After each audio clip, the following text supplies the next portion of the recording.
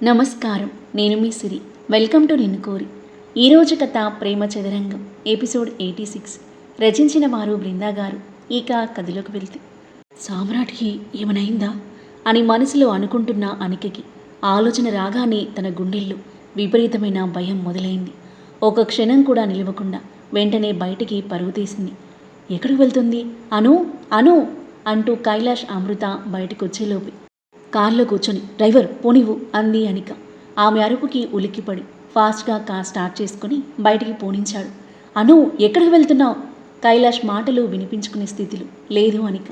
ఆందోళనగా మొహాలు చూసుకున్నారు అమృత, కైలాష్. ఏంటండి ఇది?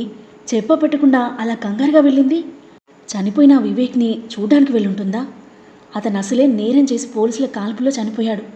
వాళ్ళకి ఎంత దూరంగా ఉండమని చెప్పినా వినకుండా వెళ్తుంది. ఏమనాలో అర్థం కావట్లేదు. వెళ్ళి తీసుకురండి అంది అమృత టెన్షన్ పడుతూ.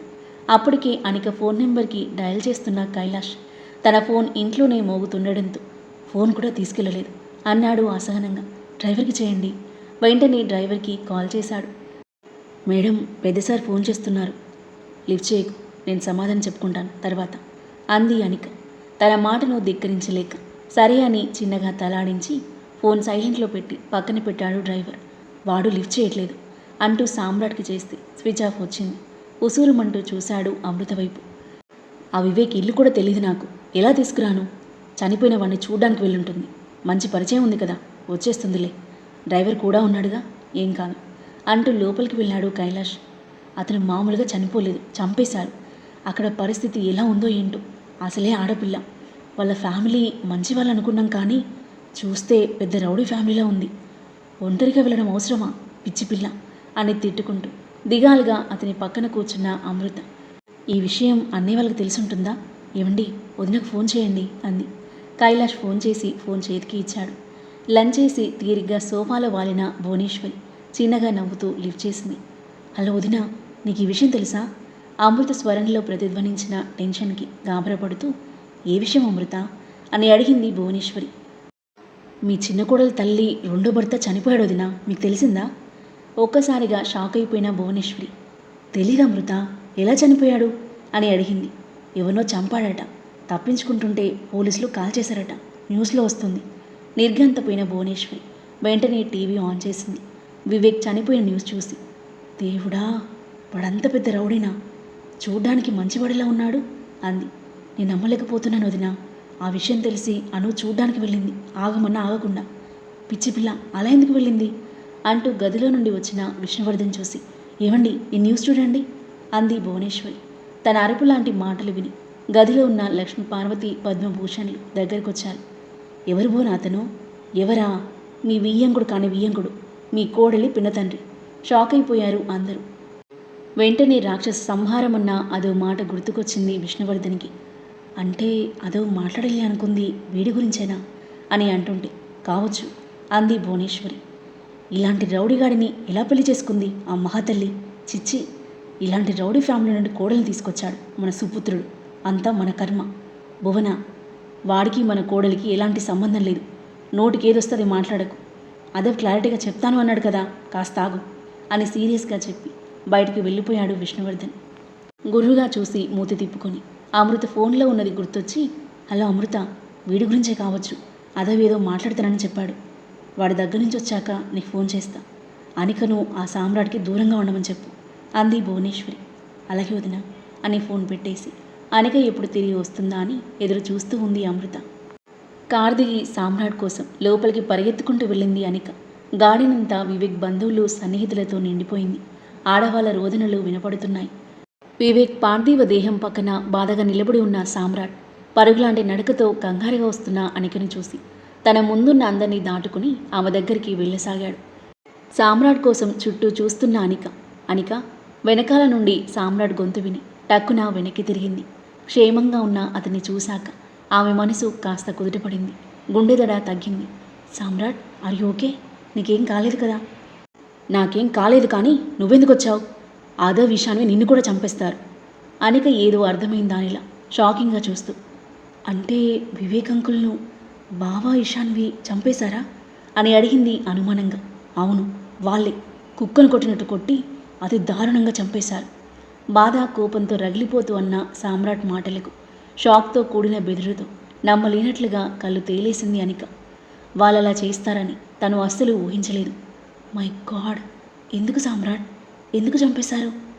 అదంతా చెప్పలేని ఇప్పుడు. నువ్వు వెళ్ళిక్క నుండి, నాకు మళ్ళీ కనిపించకు, అది నీకే మంచిది. అసలే మీ బావని చంపేయాలన్నంత కోపంలో ఉన్నాను. నువ్వు కనిపిస్తే ఏం చేస్తానో నాకే తెలియదు, వెళ్ళిక నుండి అన్నాడు కాస్త గరంగా. కళ్ళనీళ్లతో చూస్తుంది అనిక. చెప్తే అర్థం కాదా? ఉలిక్కిపడి చూసిన అనిక. ఇప్పుడు వెళ్తాను, బట్ నీ లైఫ్లో నుండి పర్మనెంట్గా వెళ్ళమంటే మాత్రం చచ్చినా వెళ్ళను. నువ్వు ఎన్నిసార్లు చెప్పినా నా సమాధానం ఇదే, నన్ను చంపేస్తే చంపేసుకో. కానీ ఒక్క విషయం, వివేక్ అంకుల్ని అంత దారుణంగా చంపారు అంటే నువ్వు మళ్ళీ వాళ్ళ జోలికి వెళ్తే నిన్ను కూడా దారుణంగా చంపేస్తారు. ఒకసారి మా బావ చేతిలో చావు వరకు వెళ్ళి తిరిగి వచ్చావు, ఇక ఇంతటితో వదిలే. మళ్ళీ వాళ్ళ జోలికి వెళ్ళకు, నీకేమైనా అయితే నేను ప్రాణాలతో ఉండలేను కన్నీళ్లతో చెప్పేసి కళ్ళనీళ్లు తుడుచుకుంటూ వెనుతిరిగి వెళ్ళిపోయిన అనికను విస్మయంగా కొన్ని క్షణాలు చూస్తుండిపోయిన సామ్రాట్ చిన్నగా నిట్టూర్పు విడిచి దహన సంస్కారాలు చేయడానికి వివేక్ పార్థివ దేహాన్ని ఎత్తుతుంటే బాధతో బరువెక్కిన హృదయంతో పాడ ఎత్తుకున్నాడు సామ్రాట్. టీవీలో వివేక్ చావు న్యూస్ చూసి హ్యాపీగా ఫీల్ అవుతూ ఆదవ్ ఈశాన్యులను మీటవడానికి వచ్చాడు లాయర్ కిరణ్. వాళ్ళ ద్వారా అన్ని నిజాలు తెలుసుకున్న కిరణ్ కామాంధుడైన వివేక్ పీడ వదిలినందుకు హ్యాపీగా ఫీల్ అవుతూ మనసుని పరిస్థితికి బాధపడుతూ చనిపోయిన ఫ్రెండ్ను తలుచుకుని ఎమోషనల్ అయ్యాడు. ఎలా ఉంది ఇప్పుడు మనస్విని అడిగాడు కళ్ళనీళ్ళు తుడుచుకుంటూ. ఫైన్ అంకుల్, ఆ మెంటల్ డిప్రెషన్ నుండి బయటపడి మళ్ళీ మామూలు మనిషి అవ్వాలంటే చాలా టైం పడుతుంది కన్నీళ్లతో అన్న ఈశాన్వికి ధైర్యం చెప్పి వాళ్ళకి తోడుగా నిలిచిన అదవ్ను గాఢంగా హత్తుకుని ఇంటికి వెళ్ళిపోయాడు. ఇషు, నువ్వు వెళ్ళి రెస్ట్ తీసుకో, నేను మళ్ళీ వస్తాను అన్నాడు అదవ్. అలాగే అని చిన్నగా తలాడించి ఇషు లోపలికి వెళ్ళగా ప్రేమ్ కాల్ చేయడంతో లిఫ్ట్ చేస్తూ బయటికి వెళ్ళాడు అదవ్. రేయ్, ఆంటీ ఎలా ఉన్నారా? ఆ వివేక్ గడి పరిస్థితి ఏంటి అడిగాడు ప్రేమ్. అదవ్ జరిగింది మొత్తం చెప్పడంతో హ్యాపీగా ఫీల్ అయిన ప్రేమ్, తగిన శాస్తి జరిగింది వాడికి, ఇప్పటికైనా ఆంటీకి విముక్తి దొరికింది, తల్లి కూతుర్లు దగ్గరయ్యారు అన్నాడు నిశ్చింతగా ఊపిరి తీసుకుంటూ. విష్ణువర్ధన్ కాల్ రావడంతో డాడీ కాల్ చేస్తున్నారా, నేను మళ్ళీ చేస్తాను అని ప్రేమ్ కాల్ కట్ చేసి ఆ డాడీ స్టార్ట్ అవుతున్నా అని చెప్పి అవుట్ హౌస్కి బయలుదేరాడు అదవ్. కార్ సౌండ్ వినిపించి అమ్మయ్య అనుకుని బయటికి వెళ్ళిన కైలాష్ అమృత కార్ దిగిన కూతుర్ని కోపంగా చూస్తూ నిలబడ్డారు. వాళ్ళ చూపులు తప్పించుకుని అనిక లోపలికి వెళ్ళబోతుంటే స్నానం చేసిరా అని చెప్పి లోపలికి వెళ్ళి టవల్ నైట్ డ్రెస్ తీసుకొచ్చి బయట ఉన్న వాష్రూమ్లో వేసొచ్చింది అమృత. మౌనంగా వెళ్ళి స్నానం చేసి తల తుడుచుకుంటూ లోపలికి వస్తున్న అనిక తల్లి పిలుపు విని ఆగి తన వైపు చూసింది. ఏమైందనిక నీకు? ఎంత పరిచయం ఉంటే మాత్రం అలా చెప్పా పెట్టకుండా పరిగెత్తుకుంటూ వెళ్ళడమేనా? అయినా పరాయి వాళ్ళ గురించి అంతగా పట్టించుకోవడం ఏంటి? ఆ సామ్రాట్కి ఆ ఫ్యామిలీకి దూరంగా ఉండమని ఎన్నిసార్లు చెప్పాను నీకు? ఆ వివేక్ పెద్ద రౌడీ, ఆ సామ్రాట్ కూడా పెద్ద రౌడీ అయి ఉంటాడు. వాళ్ళతో ఎంత దూరంగా ఉంటే అంత మంచిది. ఈరోజు వెళ్తే వెళ్ళావు కానీ మళ్ళీ వెళ్ళకు, ఆ సామ్రాట్ని అస్సలు మీట్ అవ్వకు అంది సీరియస్గా. అనిక ఏం మాట్లాడకుండా పక్కకి చూస్తూ తల తుడుచుకుంటూ ఉంది. తన మౌనం అమృత కైలాష్లు మరింత ఆందోళన కలిగించింది. అనిక, నిన్నే, చెప్పేది అర్థమవుతుందా? గొంతు రెట్టించాడు కైలాష్. ప్లీజ్ డాడీ, నన్ను కాసేపు ఒంటరిగా వదిలేయండి అని రెక్లెస్గా చెప్పి గదిలోకి వెళ్తున్న కూతుర్ని విస్తుపోయి చూశారు అమృత కైలాష్. తను వెళ్ళేసరికి అనంత్ భూమితో సహా అందరూ వెయిట్ చేస్తున్నారు. అదవ్ ఏం చెప్తాడా అని కాస్త టెన్షన్తో కూడిన ఆసక్తితో చూస్తూ నిలబడ్డారు. కూర్చోండి అంటూ అందరితో పాటు రౌండ్ టేబుల్ దగ్గర చైర్లో కూర్చున్నాడు. మీ అందరికీ చాలా ముఖ్యమైన విషయం చెప్పాలని రమ్మన్నాను. అత్తయ్య గురించి. వివేక్, అదే అత్తయ్య రెండో పెళ్లి చేసుకున్న దుర్మార్గుడు చనిపోయాడని మీకు తెలుసు కదా అన్నాడు అందరి వైపు చూస్తూ. తెలుసు అన్నట్టుగా తలాడించారు. ఎలా చనిపోయాడురా అడిగాడు విష్ణువర్ధన్. వాడు చేసిన నేరాలకు పోలీసులు కాల్చిపడేశాడు డాడ్. ఖైదీలను చంపడంతో పాటు అత్తయ్య జీవితాన్ని నాశనం చేసి మామయ్య చచ్చిపోయేలా చేశాడు వాడు. అందరూ ఏం జరిగిందా అని క్వశ్చన్ మార్క్ ఫేస్తో చూస్తుంటే అదవ్ డీప్ బ్రీత్ తీసుకుని 4.5 ఏళ్ల క్రితం వివేక్ మనస్వినిపై లైంగిక దాడి చేసి వేధింపులకు గురి చేసిన దగ్గర నుండి నేను మనస్విని పాయిజన్ తీసుకుని చనిపోవాలి అనుకోవడం, తను వెళ్ళి ఆమెను కాపాడి వివేక్ను జైల్లో వేయించడం వరకు జరిగిందంతా క్లుప్తంగా చెప్పాడు అదవ్. షాక్తో అందరూ దిగ్భ్రాంతికి గురయ్యారు.